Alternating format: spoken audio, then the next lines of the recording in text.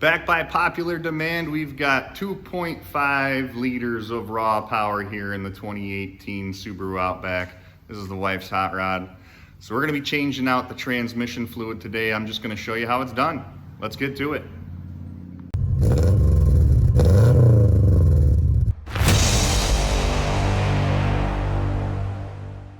Really simple loadout for the transmission fluid change. You can get yourself a 14mm ratchet or wrench. Either way will be just fine. An 8mm hex bit.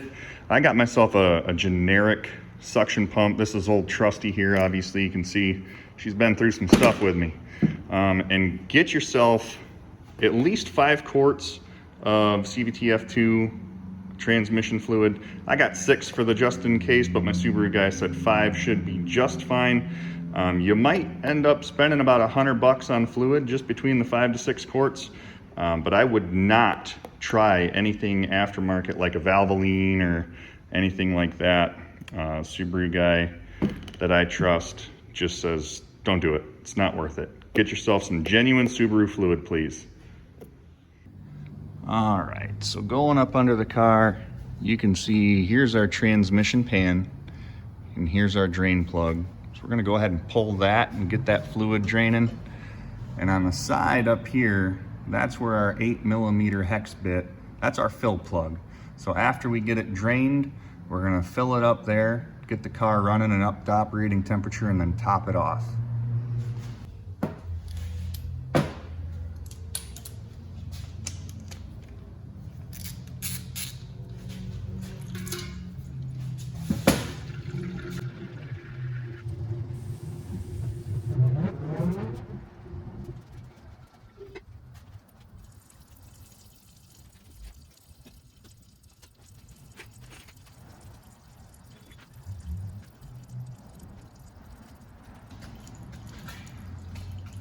And one thing I did not mention in the beginning is here's our drain plug right here.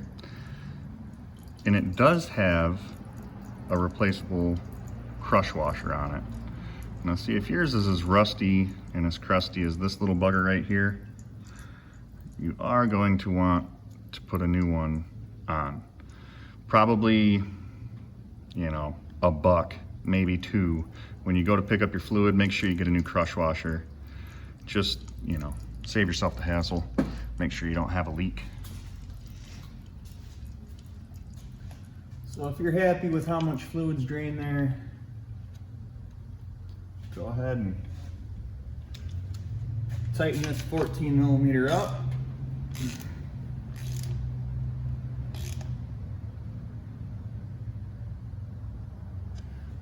Try not to over torque it. Just get it nice and snug so it makes a good solid seal against the pan. Clean up your mess.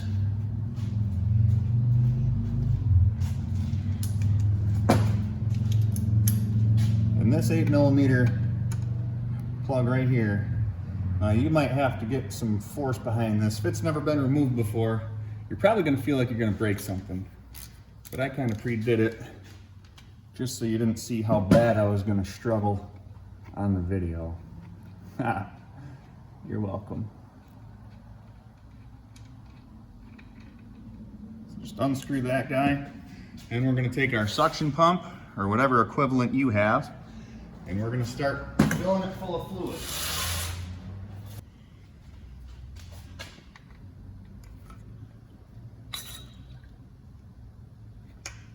Now obviously, like I said, you could go get yourself a little battery operated or air operated suction gun, and you could probably pump 4 or 5 quarts into this thing relatively quick.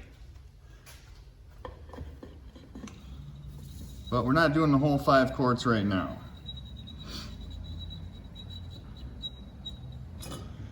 All that we're doing right now is getting fluid back in this so that when we start it, we're not going to run the system dry.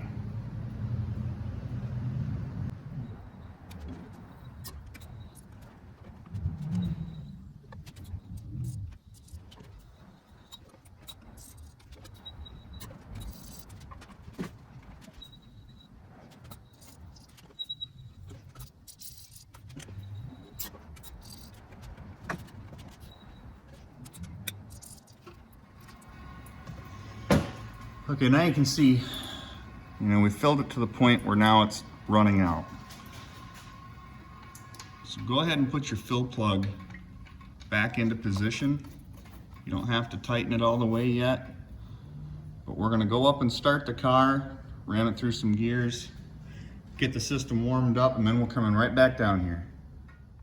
Well, now that we've got the initial fill in the transmission, we're gonna go ahead and get the car started. Start it up. You're gonna wanna cycle reverse, drive, neutral, reverse,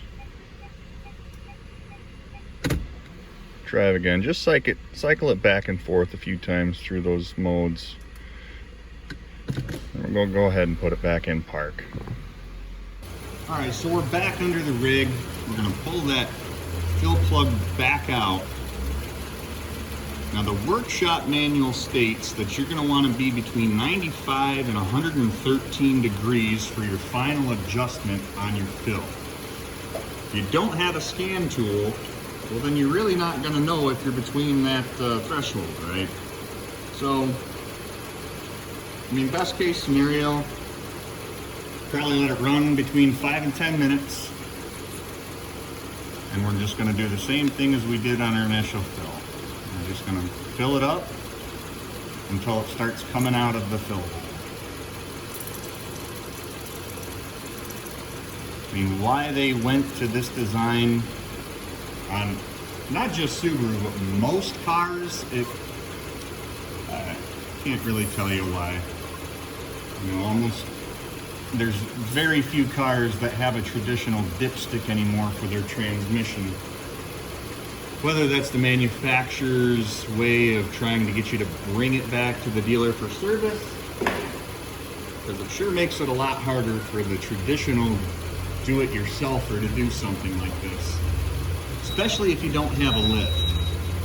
This is doable on jacks, but when you're filling the transmission back up to spec, you're going to want the car to be as level as possible, because if the front end's way up off the ground, you're not going to get a very accurate reading with how this is set up.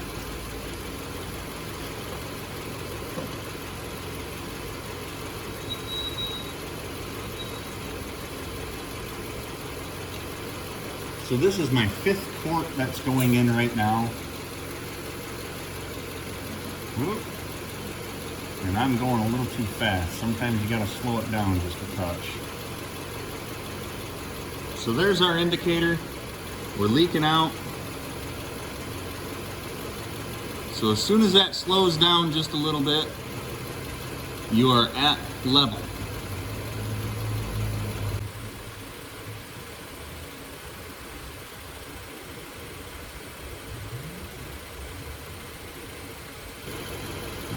I'm comfortable with where that's at. I'm gonna go ahead and put the drain plug back in. I said drain plug, and that fill plug. And again, with your 8mm hex bit, tighten her down.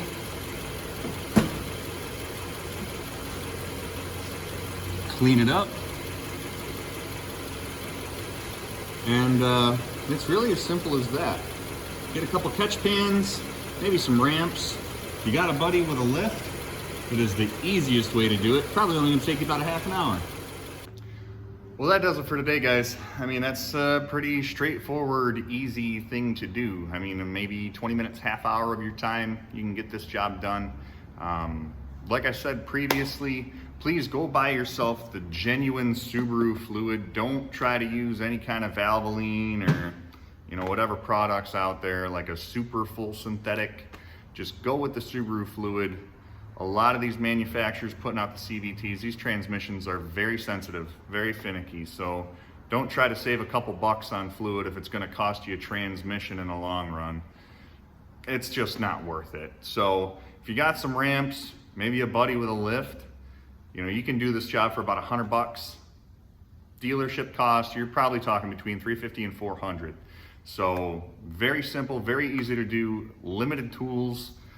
And thanks for watching, guys. I appreciate it as always. If you could go ahead and click that like button down there, give me some feedback in the comments sections, and subscribe. I'm trying to put out new material all the time. If there's something you want to see, just let me know and I'll try to make it happen. See you next time.